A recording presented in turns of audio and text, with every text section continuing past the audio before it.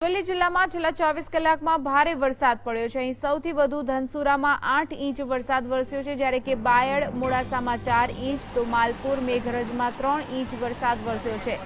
ભારે વરસાદથી બાયડના લાખેશ્વરી વિસ્તારના ઘરોમાં કેડસમાં પાણી ઘૂસ્યા છે। તંત્ર દ્વારા લોકોને સલામત સ્થળે ખસેડવામાં આવ્યા છે। રામ તળાવ અને કાંસ ઓવરફ્લો થતા ઘરોમાં પાણી ઘૂસ્યા છે। લોકોએ સલામતી માટે સ્કૂલ અને કોમ્પ્લેક્સનો આશરો લેવાનો વારો આવ્યો છે। ધનસુરા બજાર, બસ સ્ટેશન વિસ્તાર અને સોસાયટીઓમાં ઢીચણસમાં પાણી ભરાયા છે। ધનસુરા મોડાસા હાઈવે ઉપર પણ પાણી જોવા મળી રહ્યા છે। નીચાણવાળા વિસ્તારના લોકોને અન્ય સ્થળે ખસી જવા સૂચના આપવામાં આવી છે। તો આપ જોઈ શકો છો કે ઢીચણસમાં પાણી ભરાઈ જતા લોકો મુશ્કેલીમાં મુકાયા છે। દુકાનોમાં, ઘરોમાં પાણી ઘૂસી જતા હાલાકી વેઠવાનો વારો આવ્યો છે। અરવલ્લીમાં ધનસુરામાં જળબંબાકારની સ્થિતિ જોવા મળી રહી છે।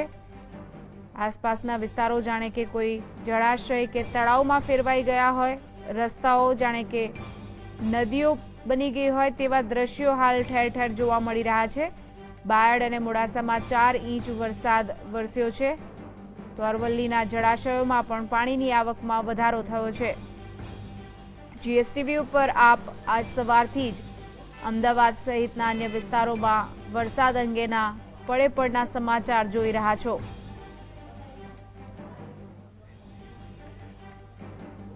તો અરવલ્લીના ખાસ દ્રશ્યો આપ માત્ર જીએસટીવી પર નિહાળી રહ્યા છો। માત્ર અમદાવાદ જ નહીં પરંતુ મહેસાણા, કડી, અરવલ્લીમાં પણ ભારે વરસાદ નોંધાયો છે।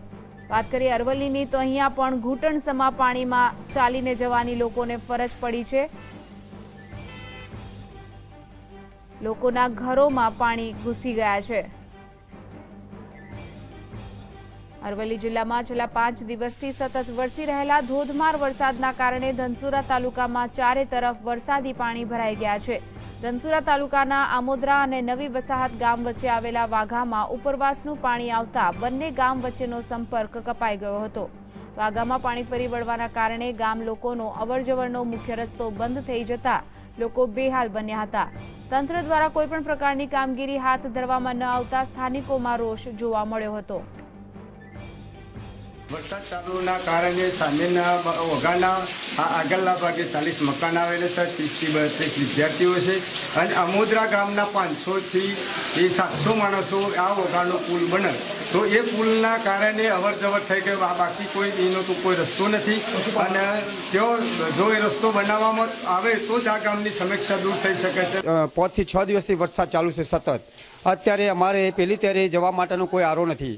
આ ગામની અંદરમાં ઓછામાં ઓછા 1500 થી 2000 ઢોર રહે છે, તો દરેક ઢોર જવામાં આવવા માટે ટેબા પર જાય, ગૌચર વધારે છે, સંખ્યા વધારે, પેલી બાજુ 50 થી 60 ઘર છે।